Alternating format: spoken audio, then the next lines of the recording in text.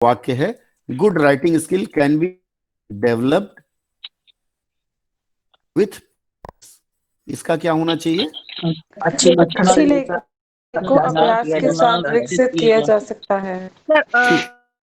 हाँ, सर, अच्छी लेखन शैली अभ्यास से विकसित किया जा सकता है या हो सकता है। अच्छी लेखन शैली को अभ्यास के साथ किया जा सकता है। अच्छी लेखनी अभ्यास द्वारा विकसित की जा सकती है। बहुत अच्छा, सुन लीजिए। हाँ, अच्छी लेखन शैली है, मैं बता रहा हूँ। अच्छी लेखन शैली का विकास अभ्यास द्वारा किया जा सकता है। अभ्यास के द्वारा एकदम सही। मैं था, यहाँ अभ्यास आना चाहिए। द्वारा लेखन कौशल, गुड राइटिंग स्किल, अच्छी लेखन शैली विकसित की जा सकती है। अब एक चीज मुझे बताइए, इसके पहले वाक्य में हमने शैली लिखा है, ठीक है। अगर किसी ने कौशल, तो फिर पूरे वाक्य होगा। अगर शैली है तो शैली ही होगी। यहां भी गलती की है, यहां स्किल को हमेशा कौशल लिखना चाहिए, ठीक है। और वही गलती हम सब दोहरा रहे हैं। स्किल डेवलपमेंट काउंसिल है ना, कौशल विकास। सर दक्षता नहीं हो सकता। दक्षता लिख लीजिए, कोई दक्षता लिख लीजिए, लोगों को याद रहेगा। दक्षता शायद याद ना सर रहे। अगर शैली अगर लिखना हो तो स्टाइल होगा ना उसके लिए? स्टाइल हो सकता है, नहीं भी हो सकता है, ठीक है। चलिए, मैं एक चीज यहाँ बताना चाहूंगा। हाँ, क्या अच्छी लेखन शैली की जगह कौशल होना चाहिए, कौशल होना चाहिए। और कौशल यदि है तो कौशल पुरुष है, महिला है?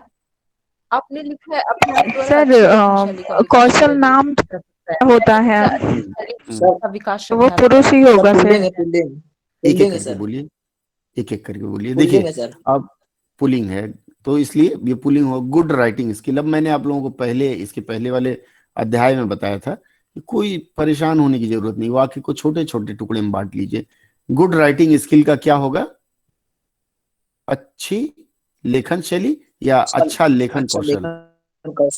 अच्छा लेखन कौशल कुछ भी लिख लीजिए, ये हो गया गुड राइटिंग स्किल। सर लेखनी नहीं, ठीक है, लेखनी तो हो सकता, सर कला का इस्तेमाल नहीं हो सकता सर? लेखन कला, कला तो आर्ट होता है ना। देखिए, शब्दों से इधर उधर नहीं भागना है हमें। अगर स्किल है, स्किल के लिए कहीं कला का प्रयोग आप नहीं पाएंगे, अच्छा सर, ठीक है। Good writing be developed with practice. Vikas ji, video off कर लीजिए, ठीक है। गुड राइटिंग स्किल का मैंने बता दिया। कैन बी का मतलब होता है हो सकता है। कैन बी का अर्थ क्या होगा? हो सकता है। डेवलप, डेवलप का विकास होता है, और डेवलप्ड का विकसित होता है, ठीक है। विकसित विथ प्रैक्टिस, विथ मतलब से, और प्रैक्टिस मतलब अभ्यास। अब यहां हम अभ्यास द्वारा लिखें, बहुत अच्छा है। अगर हम ये लिखें अभ्यास से, अभ्यास से लेखन कौशल को विकसित किया जा सकता है। अब जरा मुझे बताएं कि ये जो मैंने लिखा है इसमें गलत है कुछ? सर, अभ्यास से अच्छे लेखन कौशल को विकसित किया जा सकता है। देखिए, जब लेखन कौशल का विकास किया जाएगा तो इसका मतलब तो अच्छा ही होगा ना। अनुवाद जब हम पढ़ते हैं, जी याशिका जी मैं बता रहा हूँ, अनुवाद। हाँ, बोलिए बोलिए, आप बोलिए। सर मतलब इसमें फिर वो अच्छा लिखने की जरूरत नहीं है जब हम विकसित लिख रहे हैं। बिल्कुल सही बात है। जब विकसित का मतलब ये कि खराब है उस अच्छा कर रहे हैं, ठीक है।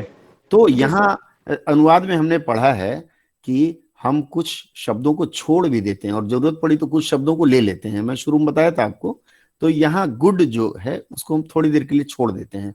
तो अभ्यास से लेखन कौशल को विकसित किया जा सकता है, या फिर विकसित नहीं प्रयोग करना चाहते हैं तो बेहतर बनाया जा सकता है। सर वर्ड्स आगे पीछे हो सकते हैं ना?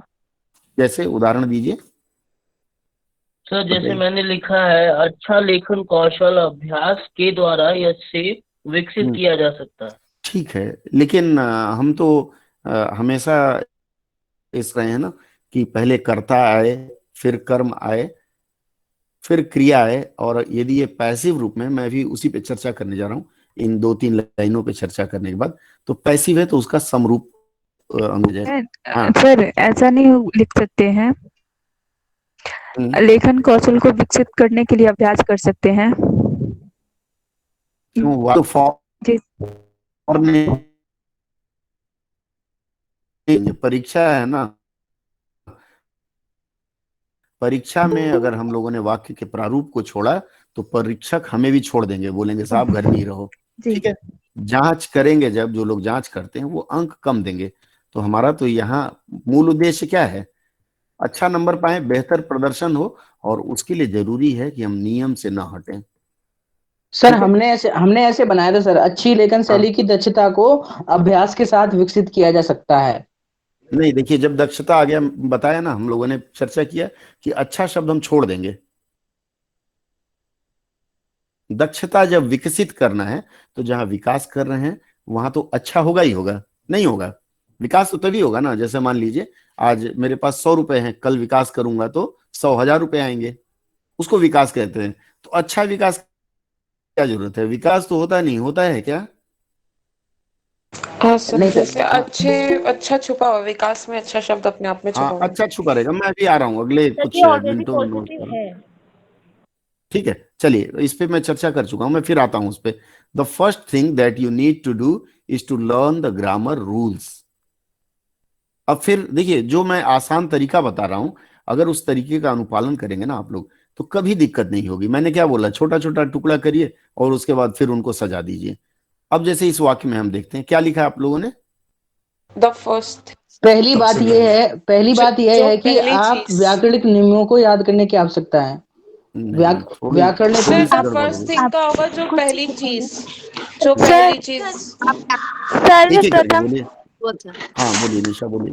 सर्वप्रथम आपको व्याकरण के नियमों को सीखने की आवश्यकता है। अच्छा, और कोई? सर पहली व्याकरण चीज के नियम वो आपको पहली यह सबसे पहली चीज है। सर इसका होगा जो पहली चीज आपको करने की आवश्यकता है वह है व्याकरण के नियमों को याद करना। थोड़ा लंबा हो गया। चलिए ठीक है, प्रथम मैं सर हाँ, प्रथम चीज पहल एक मिनट गरिमा को बोलने दीजिए। हाँ, प्रथम प्रथम चीज जो करने की आवश्यकता है वह है व्याकरण के नियम सीखना। हम इतना लंबा हिंदी लिखते हैं क्या? सर एक minute, hold on Deepak ji, एक मिनट। हाँ, सबसे गरिमा। पहले यह आवश्यक है कि हम व्याकरण के नियमों को जानें। नियमों के बाद को का प्रयोग नहीं होगा। कारक चिन्ह में मैंने बताया है कि जब किसी वाक्य में, ध्यान से सुनिए, जब किसी वाक्य में 2 कर्म होते हैं तो सजीव कर्म के साथ को का प्रयोग होता है, निर्जीव कर्म के साथ को का प्रयोग नहीं होता है। उस लिहाज से हमारा वाक्य गलत हो जाएगा। जी सर। ठीक है, सर्वप्रथम हमें व्याकरण के नियमों को सीखना होगा। एकदम शुभम ने सही कहा। सर्वप्रथम हमें व्याकरण के नियम सीखने की आवश्यकता होगी, दैट्स ऑल। चलिए, मैं फिर से शुरू करता हूं। द फर्स्ट थिंग के लिए आप लोगों ने कहा पहली चीज है। शुभम जी ने कहा सर्वप्रथम। मैंने पहली बात नहीं होगा। पहली बात भी लिख लेते हैं, लेकिन शुभम जी ने जो बताया बहुत सुंदर बात कही कि सर्वप्रथम। ठीक है, पहली बात का सर्वप्रथम उन्होंने अच्छा विकल्प दिया, इसलिए हम सर्वप्रथम के साथ चलेंगे, क्योंकि देखिए वाक्य के अनुसार ये सही है। सर्वप्रथम या सबसे पहले होगा, पहली बात की जरूरत ही नहीं है। ठीक है, संदर्भ के अनुसार शब्दों का वाक्य करते हैं, अनुवाद करते हैं ना। सर ये थोड़ा एडवर्बल सेंस नहीं हो जाएगा सर? देखिए यहाँ जैसे क्या होता है, सेंटेंस में तो वो नाउन का सेंस दे रहे हैं, यहाँ एडवर्ब का सेंस आ रहा है। बताइए आप, नाउन का सेंस कैसे हो रहा है? जैसे सेंटेंस जैसे है, द फर्स्ट आप थिंग बताइए था कहाँ आ सर। रहा है, मुझे बताइए। एक second sir. The first thing का क्या मतलब होगा? सर पहली द चीज। फर्स्ट थिंग, सर मैं बोल रहा हूँ कि सर हाँ, नाउन का सेंस आ रहा है सर। हाँ। सर्वप्रथम तो एडवर्ब का सेंस देता है, वो मैं बोल रहा तो हूँ आप बताइए नाउन के सेंस से, आप बताइए। सर मैं पूछ रहा हूँ सर, ये सही हो सकता है नहीं? नहीं, क्योंकि देखिए, सर हमेशा सबसे तर्कों से पहली हम लोग चीज क्लियर अगर, करें तो अच्छा रहेगा ना। हाँ, हाँ सर, बताइए। अगर इसके लिए सबसे पहली चीज, अगर जैसे ठीक है, बहुतों सबसे ने पहली लिखा चीज है। आप लिखना चाह रहे हैं, कोई बात नहीं। चलिए, मैं बता देता हूँ। सर क्या ये हाँ, हो सकता है जिसके लिए सबसे पहली चीज यह है कि आप व्याकरण के नियमों का अध्ययन करें? इसमें इसके लिए कोई अंग्रेजी विकल्प दिख रहा है क्या? सर हाँ, सर हम असली सर सबसे पहले आपको सर व्याकरण मैं की बोलता हूँ, मैंने जो लिखा जरूरत है। एक मिनट, एक एक करके। राजेश जी बोलिए। राजेश जी सर बोलिए, मैंने सुनिए लिखा है सर्वप्रथम जरूरी है कि आप सर्वप्रथम हाँ जरूरी ठीक है, है मैं कि आप हाँ व्याकरण के व्याकरण नियम नियमों सीखें। को सीखें। हाँ व्याकरण के नियम सीखें, को नहीं आएगा। देखिए ठीक है, सर्वप्रथम या सबसे पहले ये दोनों उपयुक्त है। सर्वप्रथम, the first thing is that, इसका पूरे का हमने कर दिया सर्वप्रथम या फिर सबसे पहले। इसके बाद हम आएंगे सर विकास नियमों जी है ना, फिगर ऑफ करिए। सर हम ग्रामर रूल्स है इसलिए नियम यूज किए हैं। व्याकरण के नियम लिख लीजिए ना, व्याकरण अपने आप में बड़ी चीज है। ठीक है, व्याकरण के नियमों लिखना चाह रहे हैं, नियमों को सीखे, ठीक है। चलिए मैं आता सर हूँ। नियमों को इसलिए लिखा मैंने। ठीक है, मैं आपके साथ हूँ राजेश जी। देखिए, the first thing that you need to do, the first thing is that का हो गया सर्वप्रथम या सबसे पहले। You need to do is to learn the grammar rule. पहले आपको क्या करना है, ग्रामर का रूल सीखना है। तो हम सबसे पहले यू नीड टू डू का हम अनुवाद करेंगे। यू नीड टू डू का क्या होगा, आपको के लिए करना है। सीखना इस्तेमाल करेंगे सर। तो आपको करना है, एक मिनट में बता रहा हूं। आपको आपको करने की जरूरत है। आपको करने की जरूरत है या आपको करना है। करना क्या है, ग्रामर रूल सीखना। तो करना और सीखना दोनों एक साथ नहीं लगाएंगे। तो आपको व्याकरण के नियम क्या होगा, सीखने होंगे या सीखना होगा। सीखने होंगे या सीखना होगा।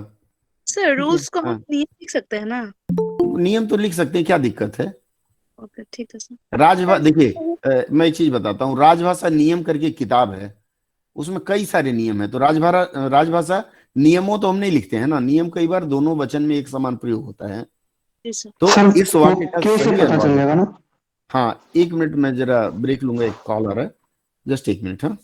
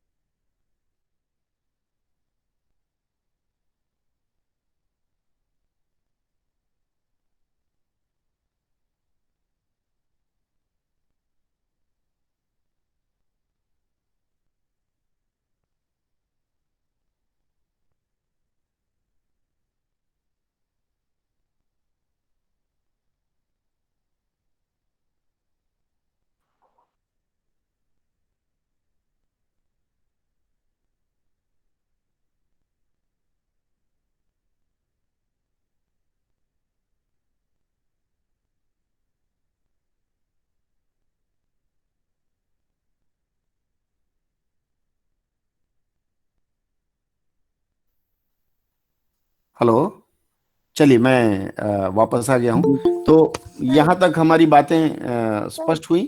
हाँ बोलिए। सर यहाँ पे होंगे होंगे व्याकरण सीखने की जरूरत है, ऐसे नहीं कर सकते। व्याकरण सीखने की जरूरत है लिख लीजिए। कब, हाँ देखिए मैं बता रहा हूँ। मनीष जी स्पीकर ऑफ करिए। ठीक है, एक्चुअली मनीष जी शायद दो डिवाइस से काम कर रहे हैं, इसलिए स्पीकर उनकी मतलब इको हो रही है। देखिए, सबसे पहले आपको व्याकरण के नियम सीखने होंगे। ठीक है, आप कहना चाह रहे हैं आपको व्याकरण का नियम व्याकरण के नियमों को सीखना होगा।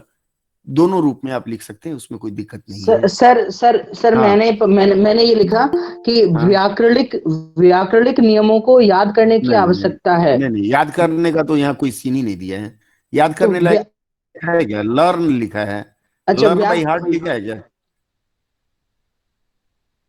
नहीं और नहीं व्याकरणिक लिखने की क्या जरूरत है, व्याकरण के नियम होते हैं ना।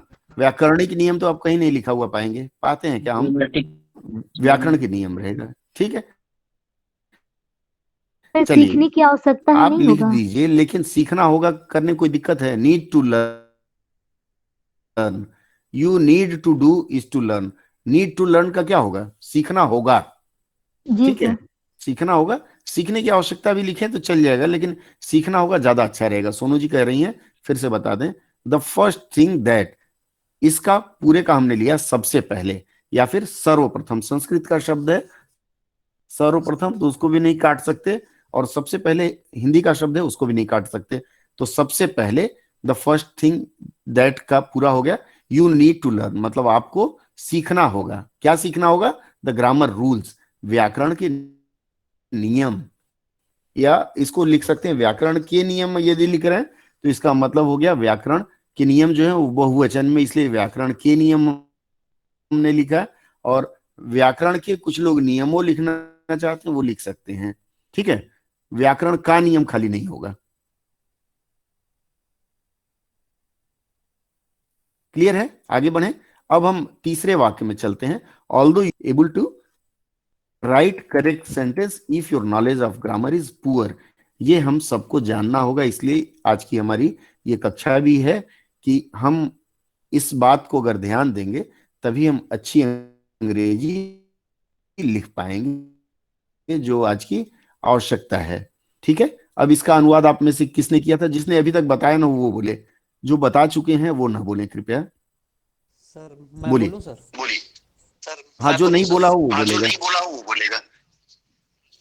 सर चलिए बोलिए। यद्यपि आप बिना ज्यादा व्याकरण सीखे भी बोल सकते हैं। आप शुद्ध बोल सकते हैं, क्या बोल सकते हैं? सर यहाँ लिखा हुआ है although you can speak without learning much hmm grammar. आप ठीक है। आप शुद्ध वाक्यों को लिखने में समर्थ नहीं होंगे अगर आपके व्याकरण का ज्ञान कमजोर अब फिर से बोलिए। यद्यपि आप यस सर, यद्यपि आप बिना ज्यादा व्याकरण सीखे भी बोल सकते हैं। आप सीखे ही आप बोल शुद्ध सकते हैं। यस सर, आगे। आप शुद्ध वाक्यों को लिखने में समर्थ नहीं होंगे अगर आपके व्याकरण का ज्ञान कमजोर है।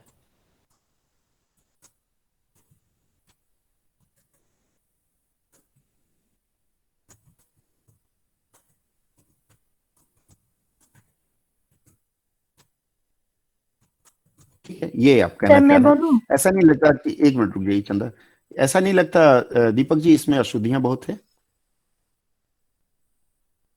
सीखने का मतलब ज्यादा और कम कुछ नहीं होगा, ठीक है। आप बोल सकते हैं। आप शुद्ध वाक्यों को, मैंने अब बताया कि जब वाक्य में दो क्या रहे, ऑब्जेक्ट रहे, कर्म रहे, तो निर्जीव कर्म का प्रयोग नहीं करते हैं, इसलिए यहाँ को का प्रयोग नहीं होगा। समर्थ नहीं होंगे यदि आपका, ये कुछ ज्यादा लंबा हिंदी नहीं हो गया। हिंदी की प्रकृति है आसान, तभी तो लोगों ने अपनाया है इसे, तो थोड़ा और आसान करेंगे। बोलिए चंदा। जी सर, हालांकि आप बिना अधिक व्याकरण सीखे भी बोल सकते हैं, परंतु यदि आपके व्याकरण का ज्ञान कम हो तो आप सही वाक्य गठन नहीं कर पाएंगे। चलिए, आपसे मिलता जुलता और लोगों ने लिखा है, और कोई बताएगा? मैं बोलूं? एक लास्ट चांस, राजेश बोलिए। हालांकि आप बिना व्याकरण को जाने बोलना सीख सकते हैं, आप सही वाक्य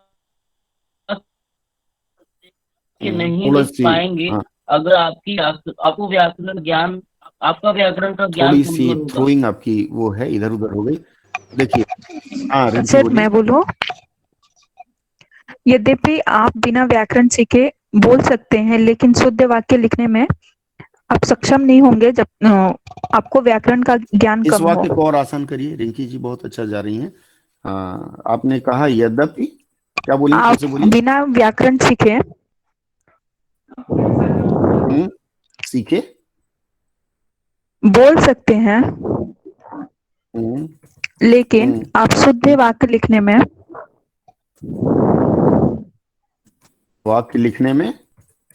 सक्षम नहीं हो सकते, नहीं होते या हो सकते सर, इसमें होते में लिखा है सर। मैं वाक्य को थोड़ा सा आसान करता हूँ। ये जो आप शुद्ध वाक्य किंतु आप वाक्य लिखने के योग्य नहीं हो पाएंगे, ये निशु जी थोड़ा ज्यादा हो गया। आप शुद्ध वाक्य नहीं लिख पाएंगे अगर हम कहें तो खराब होगा क्या? रिंकी विल का तो यही सेंस होता है, नहीं हो पाएगा, नहीं लिख पाएंगे। Yes sir. शुद्ध वाक्य, अनुज जी को ऑब्जेक्शन है इस बात पे। अनुज जी।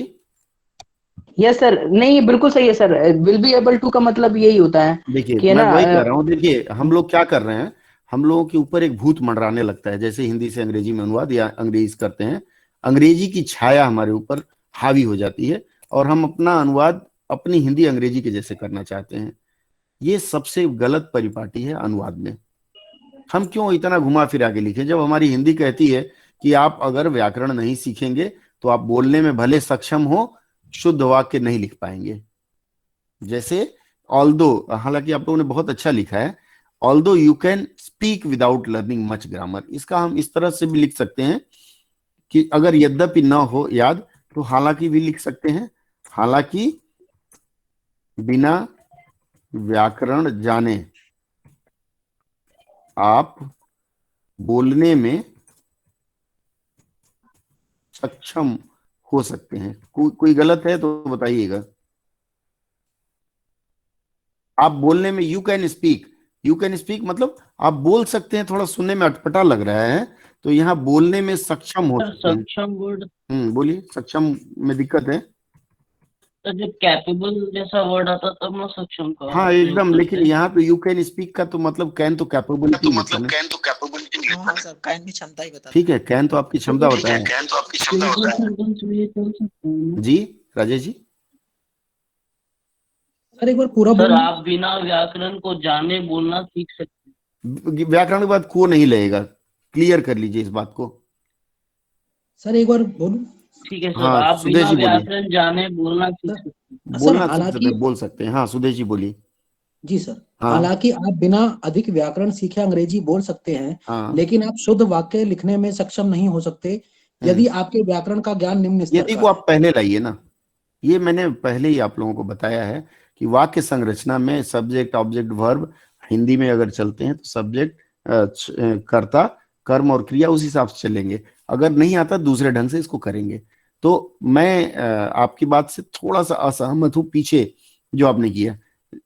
ये अगर ये सर आवाज संरचना नहीं करें। आ रही है, स्लो हो गई है। सर मैं बताऊं इसका, हाँ। लास्ट वाले का। इसका होना चाहिए यदि आपका व्याकरण का ज्ञान खराब है या अच्छा नहीं है तो आप सही वाक्य नहीं लिख पाएंगे या शुद्ध वाक्य नहीं लिख पाएंगे। यदि आप आपका व्याकरण का ज्ञान, व्याकरण हाँ ज्ञान व्याकरण क्या लिख दीजिए, सही नहीं है, खराब है, नहीं, खराब है या सही नहीं है, तो आप सही या शुद्ध वाक्य नहीं लिख पाएंगे। ठीक है, चलिए हम फिर यहाँ फाइनल करते हैं। ठीक है, हालांकि बिना व्याकरण जाने आप बोलने में सक्षम हो सकते हैं, यहाँ इसको इसी रूप में लिखेंगे। आप लोग बोल रहे हैं बोल सकते हैं, लेकिन बोल सकते हैं थोड़ा कमजोर लग रहा है।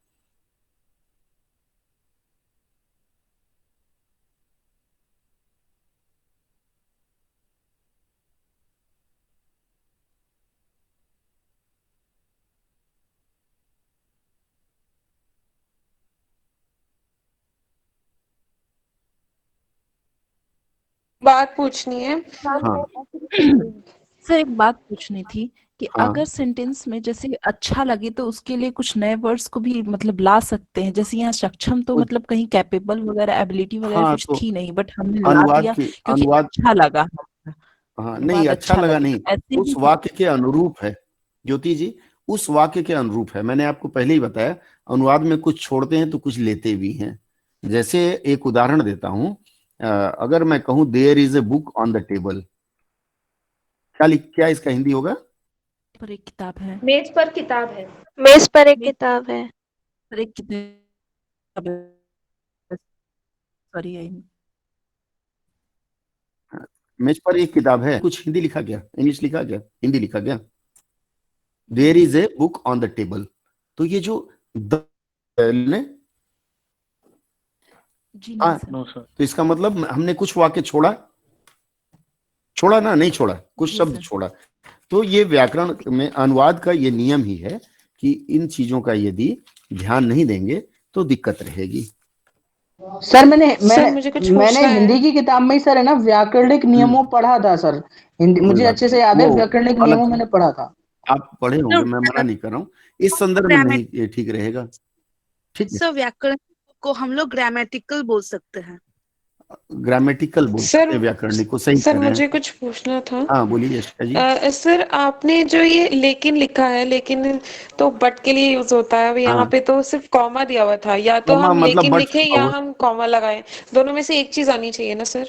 हमने कॉमा भी लगा रखा है और हम लेकिन भी लिख देखिए, रहे जब हैं। ये जो अल्प विराम का प्रयोग है, इसके ऊपर मैं अभी स्क्रिप्ट आपको भेज दूंगा, एक बार उसको पढ़िएगा।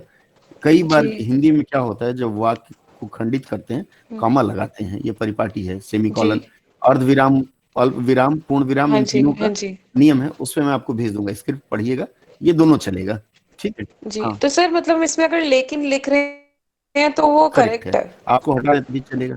और हाँ, अगर इन केस अगर हम लेकिन नहीं लिखते तो, अब वो और सिर्फ कॉमा लगा थोड़ी सी देते हैं अंग्रेजी तो, की प्रकृति होगी, उतना सही नहीं होगा।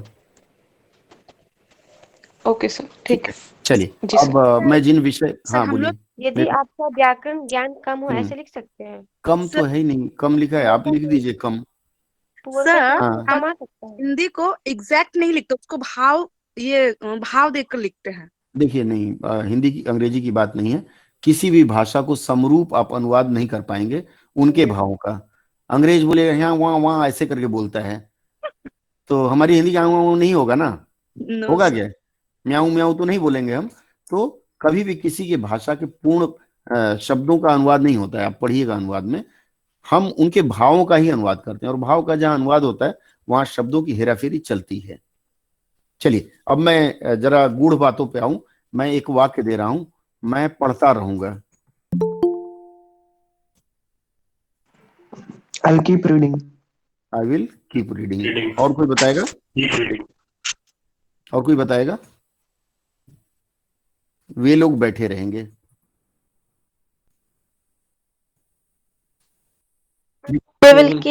देखिए, ये इस तरह का जो वाक्य आएगा, ठीक है, मैं बता रहा हूँ, सुनते चलिए। I continue to study. खुशबू जी, मैं समझ गया। अब मेरी बात सुनते हैं, मैं बताता चलता हूँ, ठीक है। मैं पढ़ता रहूंगा, वे लोग बैठे रहेंगे, ठीक है, लड़कियां खेलती रहेंगी, लड़कियां खेलती रहेंगी। इस तरह के जो वाक्य होंगे, इस तरह के जो वाक्य होंगे वो मूल रूप से फ्यूचर कंटिन्यूअस टेंस के वाक्य होते हैं। टेंस आप लोग थोड़ा सा यहां ध्यान रख लीजिएगा, फ्यूचर कंटिन्यूअस, हाँ ठीक है। फ्यूचर कंटिन्यूअस का स्पेलिंग मैंने गलत लिख दिया, क्या होना चाहिए? फ्यूचर कंटिन्यूअस में इस तरह का मतलब ये घटनाएं भविष्य में होनी ही होनी है। तो मैं पढ़ता रहूंगा, मैं सोता रहूंगा, इसमें शैल बी और विल बी का प्रयोग होता है, नोट कर लीजिए आप लोग, शैल बी और या विल बी का प्रयोग होता है, ठीक है, शैल या विल बी का।